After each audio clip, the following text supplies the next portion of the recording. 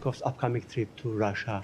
How much you guys are hoping to achieve, given the fact that there are reports that Russia is not, prepared to give up the claims other than partial ceasefire? Well, first of all, the president has noted, of course, that Special Envoy Witkoff will be traveling to Russia this week, so we can confirm that from this podium. What that will entail, I have no details for you. And as you know, this is happening in front ahead of forthcoming sanctions on Russia. Can you fill us in on?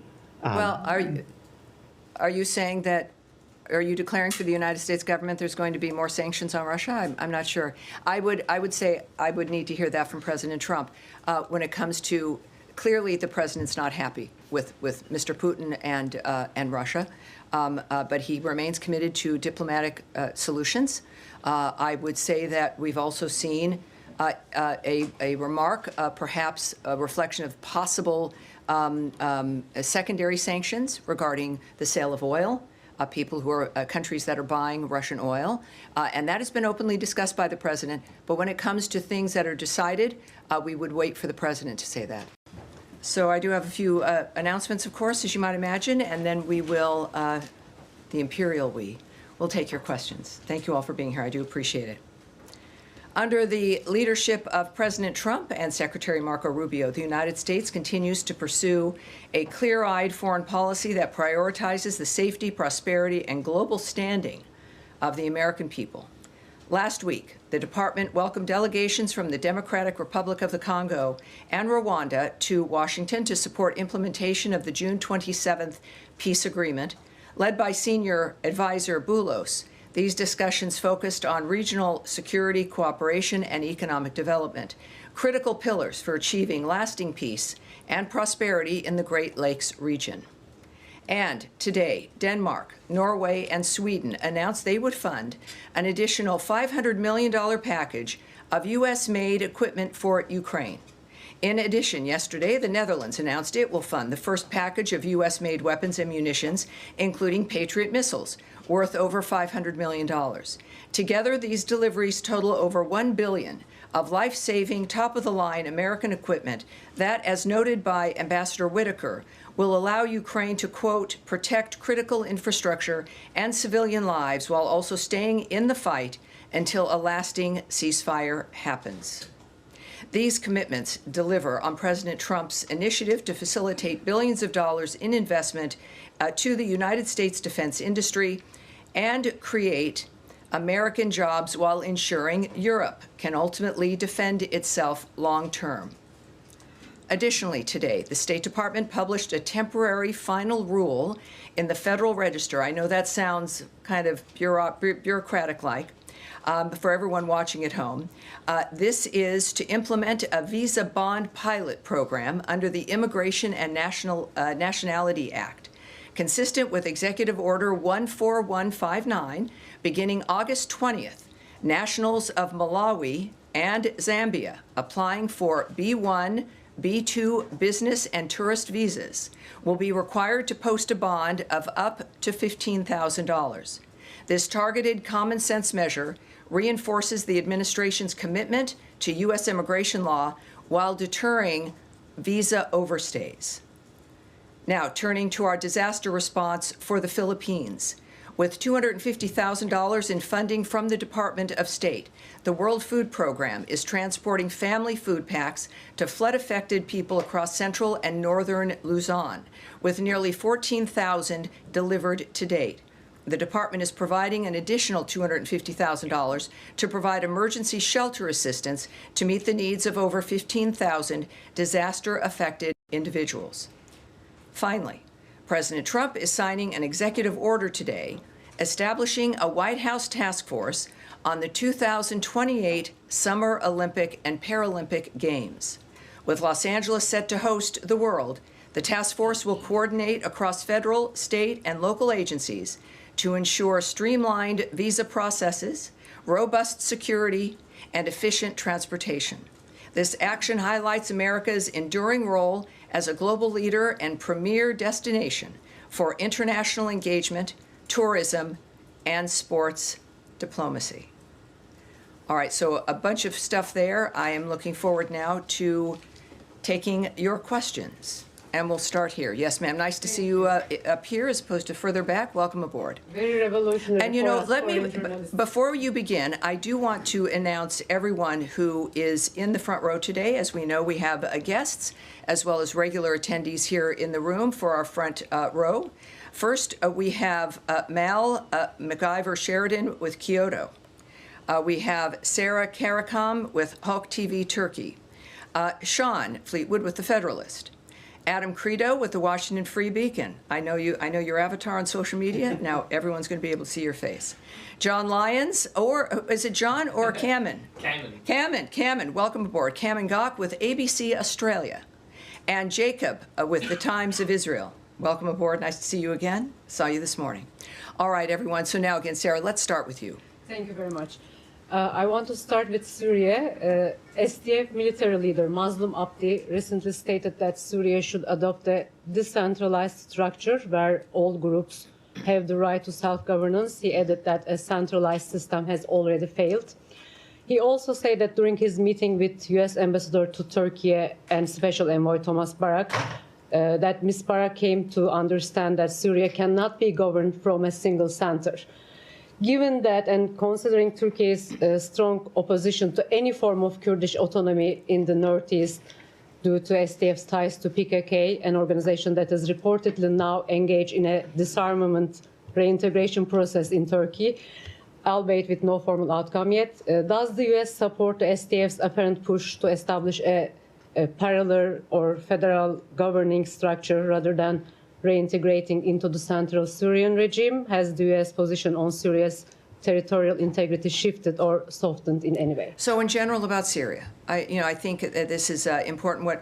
First thing I want to do is read a tweet from Ambassador Barak, our ambassador to Turkey, as well as, of course, our special envoy there in the Middle East as well, Syria and Lebanon.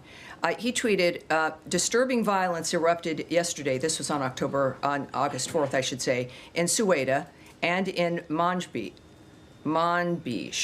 Diplomacy is the best way to stop violence and build a peaceful, lasting solution.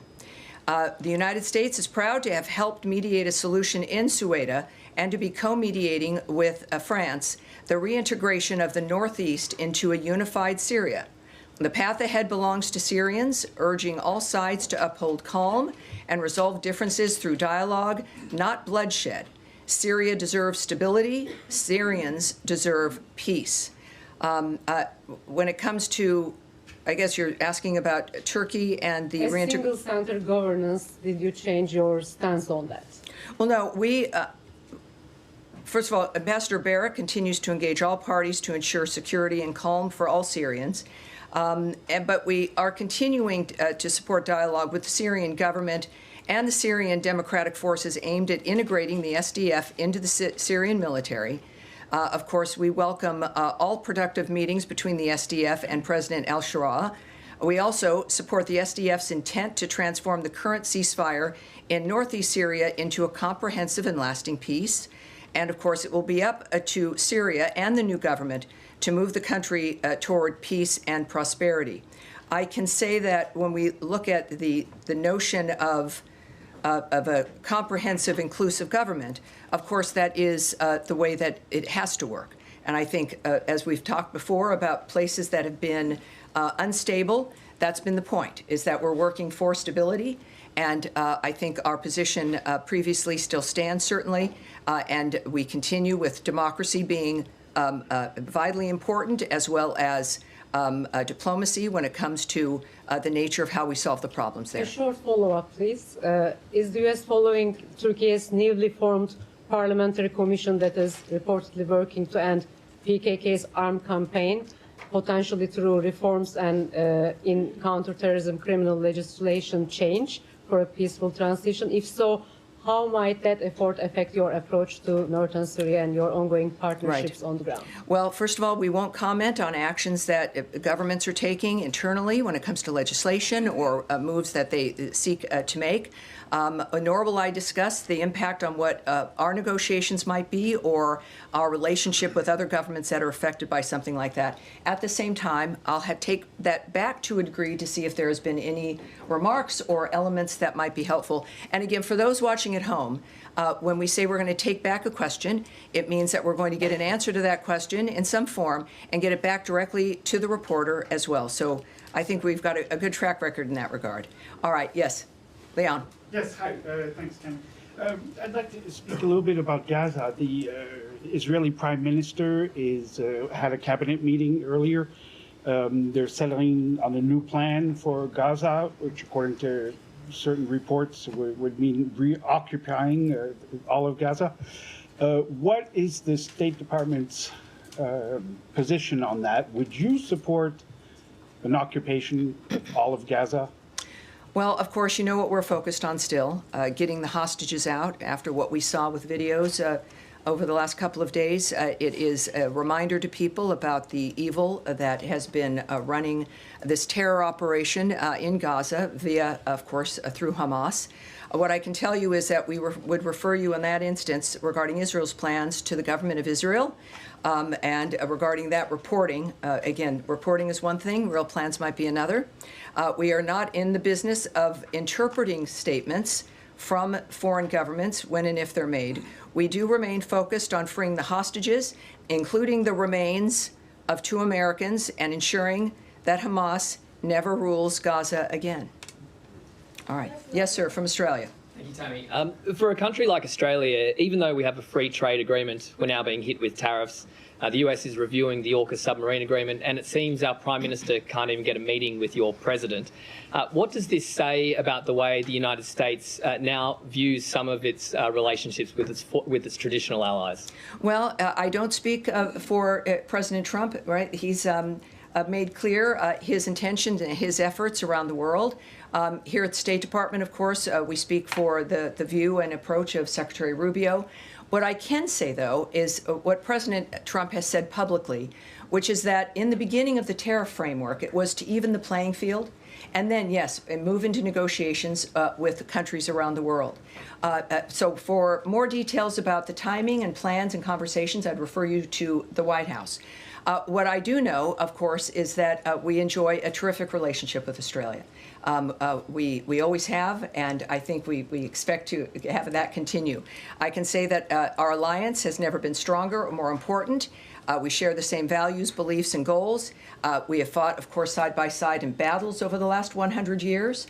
But I think that for President Trump's approach and attitude, it really is about America being as strong as she can be, which matters to the rest of the world and informs all the rest of our alliances and partnerships for our nation to be as strong and as secure as we can be. Certainly, Australia and all of our partners around the world recognize this. It's been, I think, a very long time, which is why many people have been surprised that we're going to have conversations like this. We've seen his success. The money that has come into America as a tremendous supplier and supplier of goods around the world. So I think that that's what we can expect for Australia, as we do a number of other countries, of which we'll have the pleasure of being able to speak with the President and make their own arrangements as well in that regard. All right. Thank you, sir. All right. Yes, sir. Thank you, Mr. Bruce.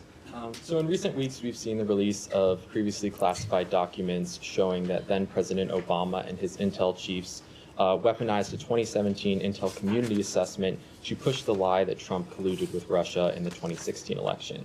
And in this ICA, which showed at the behest of Obama's intel chiefs, included weak and misinterpreted intel to push the notion that Russia wanted Trump to win the election. Mm-hmm. Meanwhile, the ICA did not include evidence showing the opposite. Many media and the Democrats have since clung to the Senate Intel Committee report and then Senator Rubio's work in drafting that report that said the ICA was fine and that they agreed with Obama's intel chiefs that Russia intervened to help Trump. So my question is, does Secretary Rubio agree with the media and other Democrats that there was nothing improper about the creation of the ICA or do the recent documents that have been released change his views about the assessment? Well, I put out a statement myself responding to this when it first came up, and I've found that for you.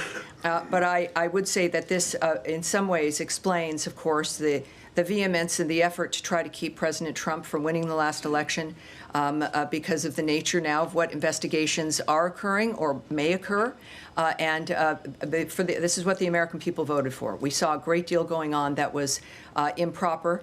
And so we look forward, of course, to what these investigations reveal. Regarding Secretary Rubio, as then Senator Rubio, my statement was this, I think maybe over a week ago.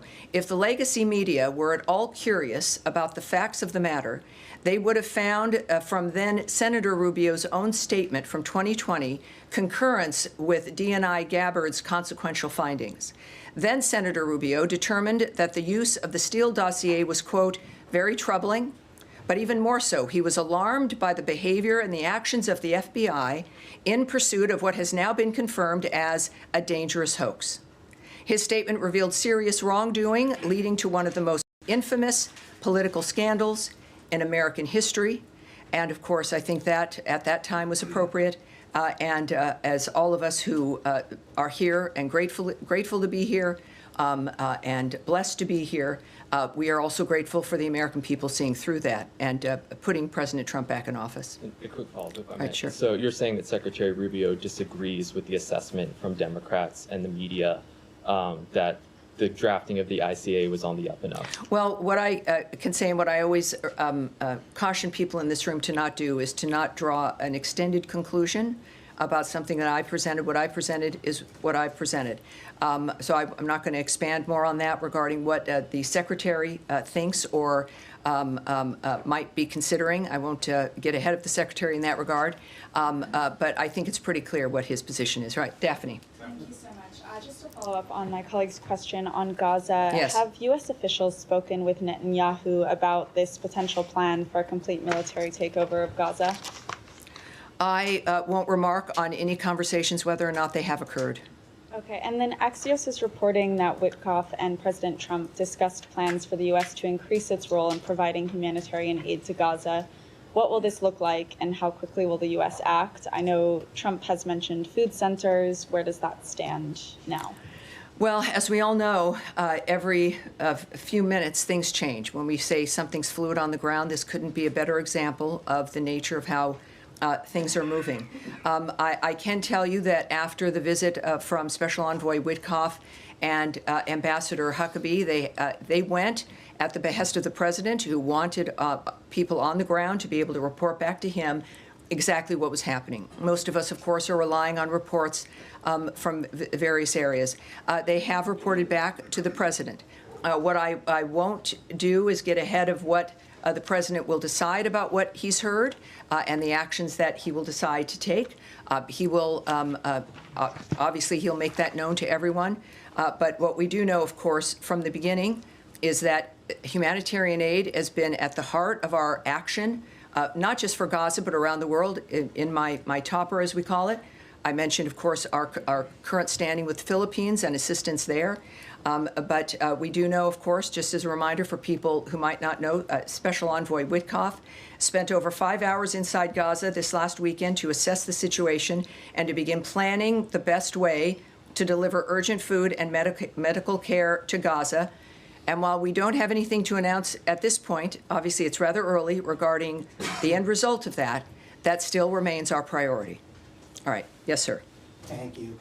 Also on Gaza, Yes. The Free Beacon reported last night about mounting concerns about the Red Cross and its failure to assess the Israeli hostages that are still being held there, especially after Hamas's latest videos came out. Folks I spoke to said to me that are actually looking at reassessing the U.S. relationship with the Red Cross because of this. So I wanted to ask you, one, about that. Is that an option with Congress to reassess the Red Cross's position over there? And two, what's your assessment of their job they've been doing in terms of accessing the Israeli hostages and providing them what appears to be much needed medical care? Well, I won't speak about the Red Cross or Israel's reaction to that. There's certainly many moving parts. We know that that is part of the nature of what Hamas tends to do. I believe that there were some requirements for them to allow that, but I won't get into those particular details. Obviously, though, with what we've seen with those videos, I've referred to Hamas as monsters in this room. They are clearly a terrorist group. Their main support has been Iran, and they are on their heels now. Clearly, the Middle East is changing, and it is a change that President Trump has asked to be one that is a reflection of new ideas, of having this be a durable peace, not this vicious circle of it happening several times during each generation as though this was some new normal. We reject that. It is clear that the time is now to make the difference it is about, of course, the Israeli people. But the nationalities involved in October 7th, the way that this affects the world as they continue to contribute to try to make a difference, it's a world we all deserve better. So at this point, I would say that when it comes to what Israel's planning, we will have to wait and see. And again, what the decisions that President Trump will announce when it comes to what the way is forward will, based on his pattern, will come up very quickly, perhaps sooner than most of us can imagine. But there is, on the hostages, what we saw, it is an astoundingly evil reminder of who they are in the midst of the conversation around the world. For them to feel comfortable then putting on full display their barbarity and their inhumanity tells you that they seem to feel pretty comfortable at the moment. All of us, the world was appalled. I mean, there's just no other way to describe it. But our leadership clearly is involved in looking to the future, and that is one that the Gazan people deserve and that everyone in the world deserves. Andrea Mitchell. Thank you so much, Tammy.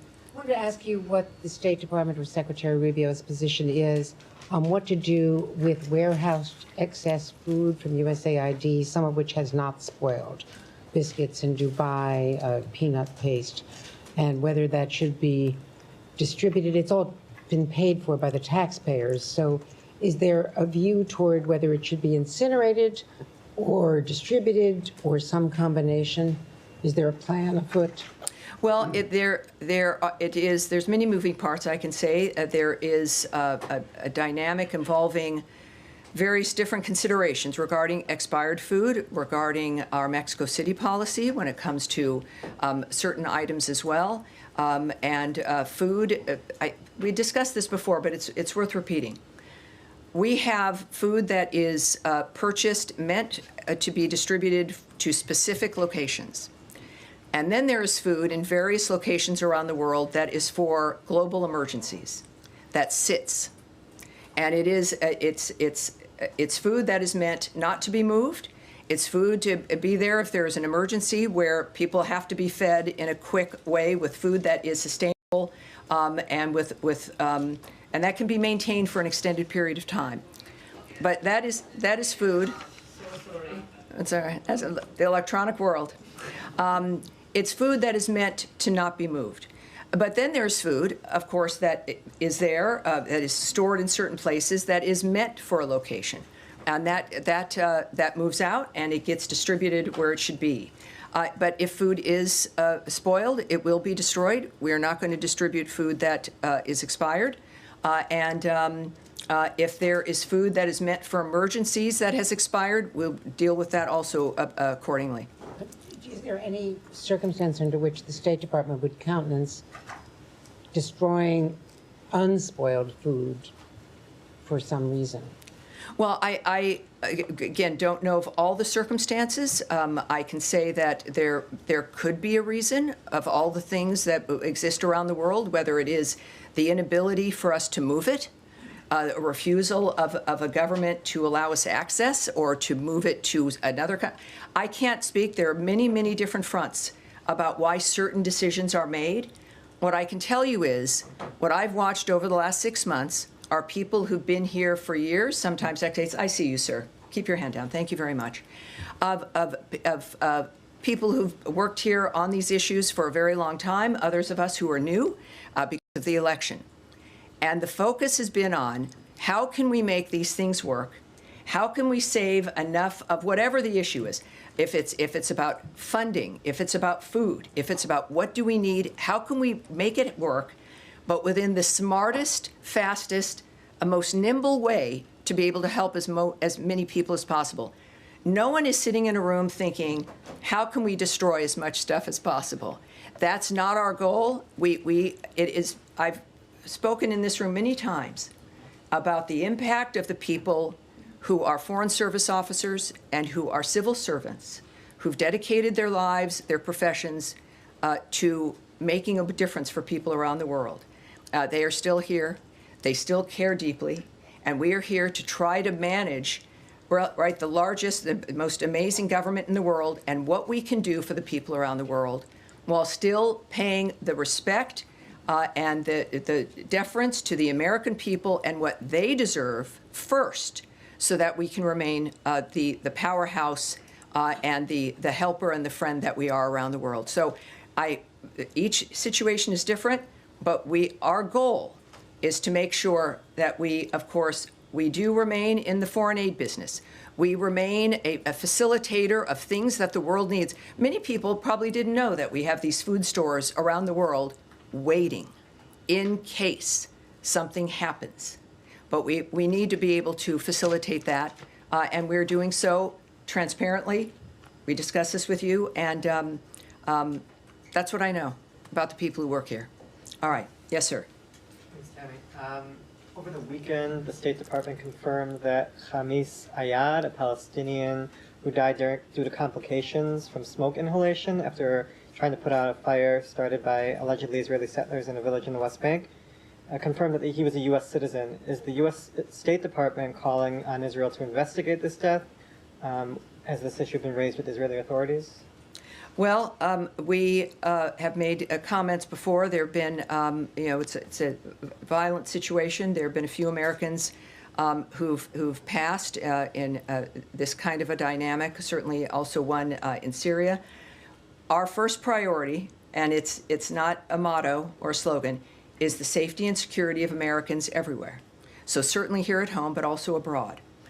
We know that when a death occurs in a foreign country, it's that foreign country's prerogative, right? They will be doing an investigation. We have called upon Israel to investigate, of course, each of these instances that they are, and that we wait to see what those investigations will be, and that's the case here in this situation. There's a great deal we of course still don't know, but that is something to say we're following it is an understatement.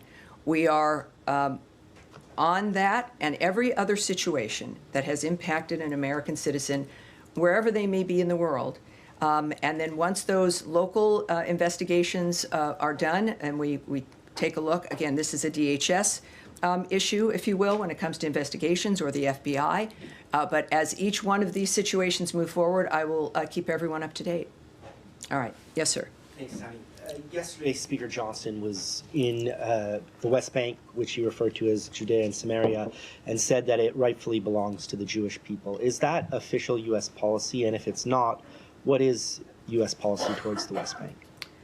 I have said this about other diplomats who've spoken their minds, including Ambassador Huckabee. Certainly, that's not. If there's a policy in that regard, you would hear it from me. So I think I can say that. I'm not going to speak for him or characterize his words in any certain ways, but clearly that is his opinion. But it's not the opinion of the U.S. government? Well, I'm not going to speak about opinion of the government, and if there's a policy regarding the status in any region of the world, but certainly in the Middle East, I would wait to hear it from Secretary Rubio and President Trump. All right. All right. Yes, sir. Alec? I want to move to Special Envoy Witkoff's upcoming trip, Nadia, please, go ahead. Special Envoy Witkoff's upcoming trip to Russia. How much you guys are hoping to achieve, given the fact that there are reports that Russia is not, prepared to give up their claims other than partial ceasefire? Well, first of all, the president has noted, of course, that Special Envoy Witkoff will be traveling to Russia this week, so we can confirm that from this podium. What that will entail, I have no details for you. And as you know, this is happening in front ahead of forthcoming sanctions on Russia. Can you fill us in on? Well, are you saying that? Are you declaring for the United States government there's going to be more sanctions on Russia? I'm not sure. I would say I would need to hear that from President Trump when it comes to. Clearly, the president's not happy with Mr. Putin and Russia, but he remains committed to diplomatic solutions. I would say that we've also seen a remark, perhaps a reflection of possible secondary sanctions regarding the sale of oil. People who are countries that are buying Russian oil. And that has been openly discussed by the president. But when it comes to things that are decided, we would wait for the president to say that. On that line, Tammy, do you have any response to Indian Foreign Minister's statement saying that they are not going to change their position on oil purchase from Russia? And adjacent to that, Ukrainian leadership today announced that they actually flagged India-made parts that they found in Russian drones. Do you have any reaction? Well, again, I won't speak for what the president would think about those things. We do obviously have Envoy Witkoff going to Russia. We are committed on that end. I will not characterize or remark on another nation's comments about what they will or will not do. I can barely do that here. But I do know that, of course, President Trump understands the entire field. And he has made it very clear he doesn't like what's been happening. He is a man who is a humanitarian. He has spent all these months now getting people to the table, finding a solution. But he's a realist, and when he says something and you can see where he's moving, he's very transparent. That is the voice that you need to hear from. So he is the guiding hand. And when it comes to what Russia is doing and those nations that are facilitating this war on Ukraine, it will be up to President Trump about how to respond. All right? Yes, at the end there. Tomorrow, August 6 marks 80 years since the United States dropped the atomic bomb on Hiroshima. The U.S. ambassador to Japan will also participate in the event in Hiroshima. Do you have any comment on that? And what is the current administration's basic policy on nuclear weapons? Thank you. Yes, I do have a remark on that. Thank you, sir. So for tomorrow, 80 years ago, the United States and Japan concluded a devastating war in the Pacific. For 80 years, the United States and Japan, however, have stood shoulder to shoulder to safeguard peace and prosperity in the Pacific. Tomorrow marks a solemn day of reflection and remembrance as we honor the people of Hiroshima and their enduring message of peace and hope. For 80 years, their resilience has inspired the world, and their spirit of reconciliation has strengthened the U.S.-Japan alliance and our shared commitment to peace and prosperity. Today, our two nations stand together as close allies, facing the future with unity and purpose. By embracing the promise of possibility, we have forged a partnership that serves as a beacon of freedom and progress for the world. It is, if I may just add, that it is a perfect example of the nature of what can be accomplished with two nations when we work together, and the nature of friendship, the beauty of Japan, and the fact that we can stand here 80 years later and speak to that. I appreciate. Thanks for being here, sir. Yes, Mike. Thank you, Tammy. On Gaza Humanitarian Foundation, Special Envoy Witkoff at its tour inspection of GHF sites last week. We were initially told when the U.S. came aboard as a financial sponsor of GHF that there'd be an ongoing review, essentially to determine if the money is being spent in a wise manner. So a month on now, I guess, or a little bit more, can you point, I mean, beyond just the number of meals, and I know you say it's never enough, can you pinpoint down to a more micro level, A, B, and C is working really well, D, E, and F are areas of concern? Can you get into that assessment? Well, you know, I really can't. GHF could get into that, but I know the numbers get to be so big, it becomes something maybe that's not of interest. But it's over 1 million meals that have been distributed. I think that matters to the people that have been able to have those meals. And yes, He mentions the fact that it's never enough, because I remind people we don't expect it to be enough. And that's why we work to change the situation. I can refer you, though, also, again, to Special Envoy Witkoff's approach and his attitude, is that the visit was to make that determination about what else needed to happen in a framework that could be enough. And I've noted, of course, the only enough would be in an arena that was not a war zone, and where you could actually build and facilitate something that could serve the people of that region. Very quickly, President Trump remarked on Sunday evening he wasn't sure if Ambassador Waltz would be a member of the cabinet as the eventual UN ambassador, which was a change because Elise Stefanik was supposed to be. Secretary Rubio have a position as to whether he wants the UN ambassador to be in the cabinet? Well, I love when you ask me the questions that you know I can't answer. So I'm not going to speak to what the president is thinking or considering regarding the cabinet or what other elements might be involved. Nor will I talk about Secretary Rubio's opinion about what may or may not happen hypothetically. All right. And now to Nadia. Thanks for your patience. Thank you so much, Tammy. I wanted to press you again on the Gaza plan.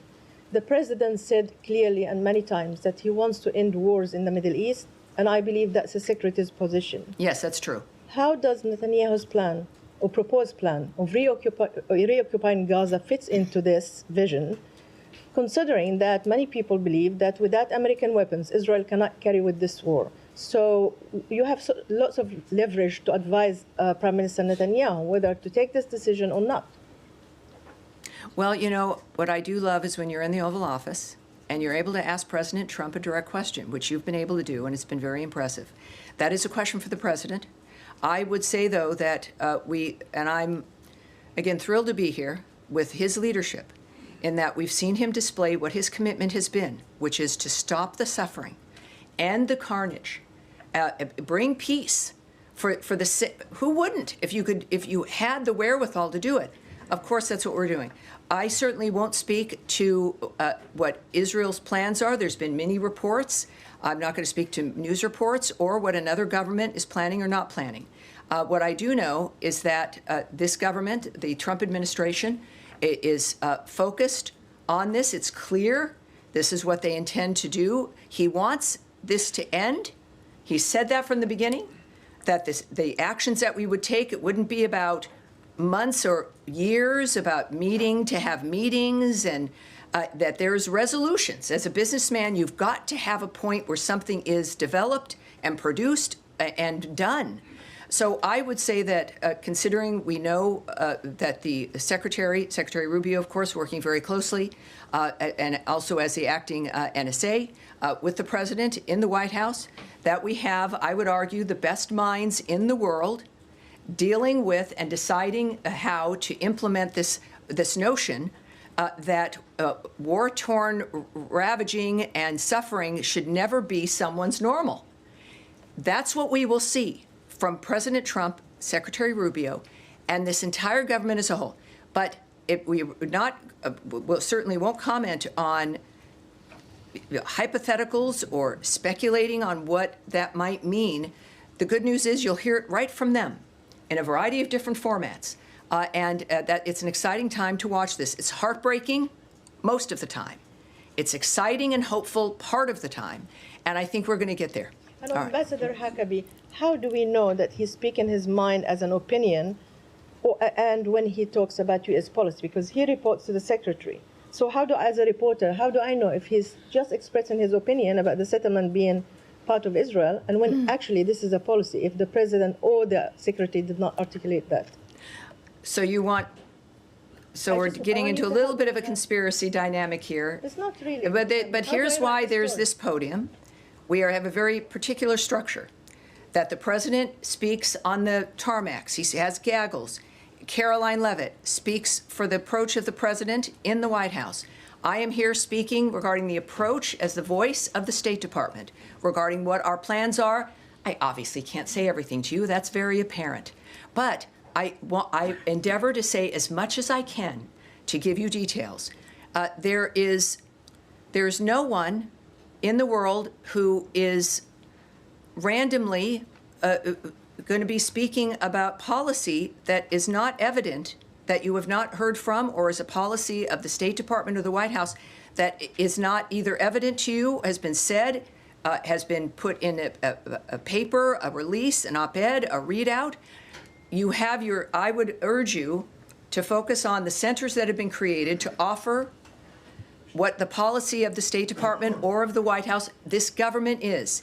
It's very obvious, and yet, of course, people will speak their mind. I would ask you to take everyone's comments as in that kind of situation as their opinion and speaking their mind. And it's why we love the diplomats of this country.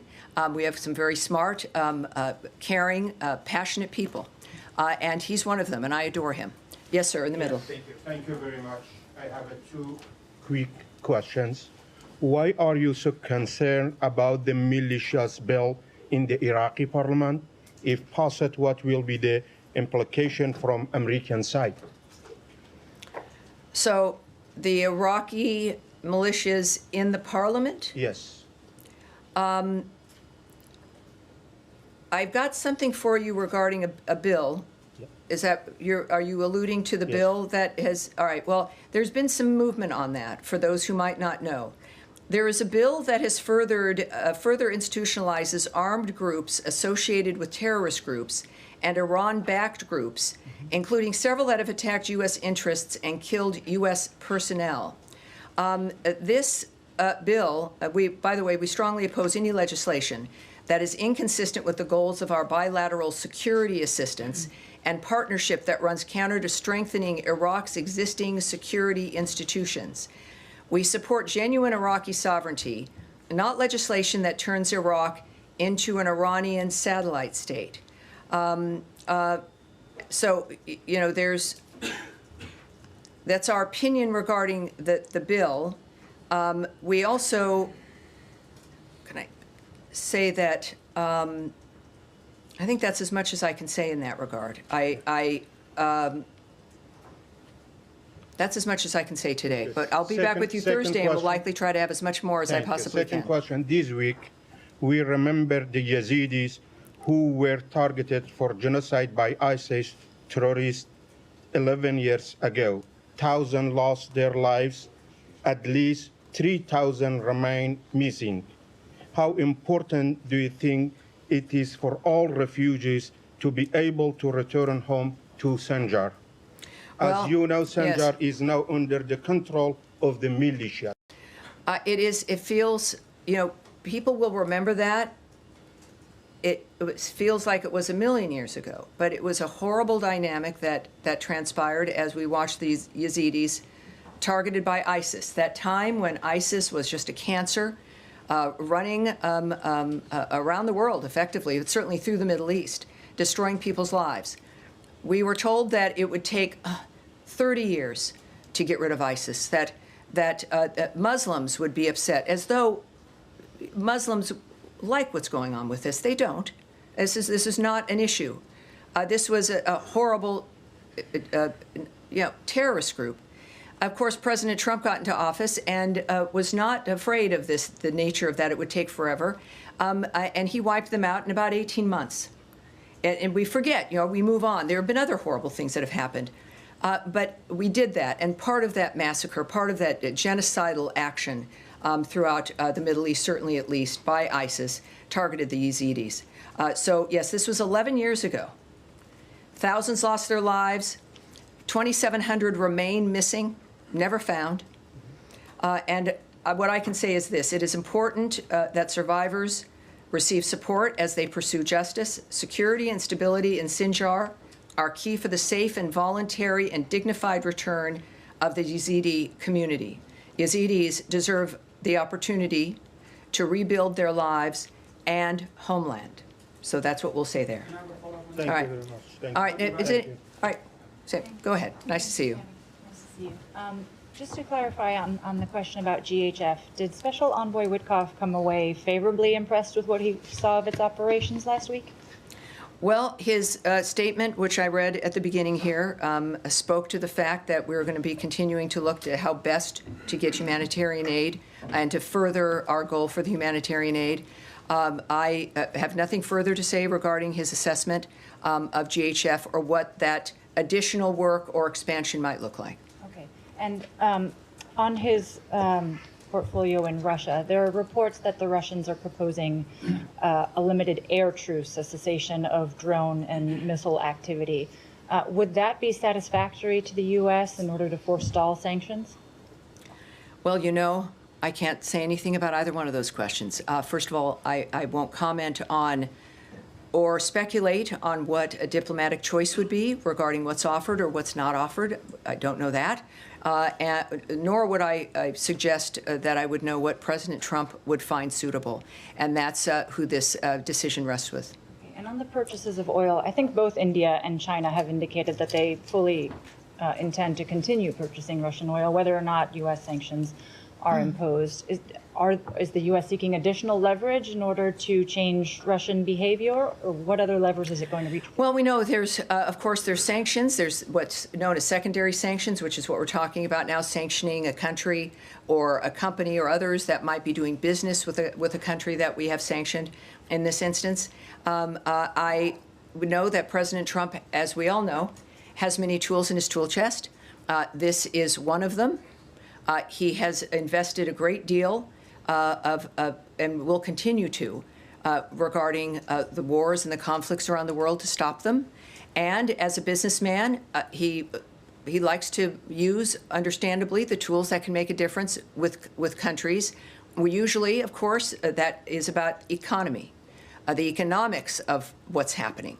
And that's a very specific approach. It's something every country can understand. It's a role that America can play. And certainly at the direction of President Trump, it makes a huge difference in what certain countries feel.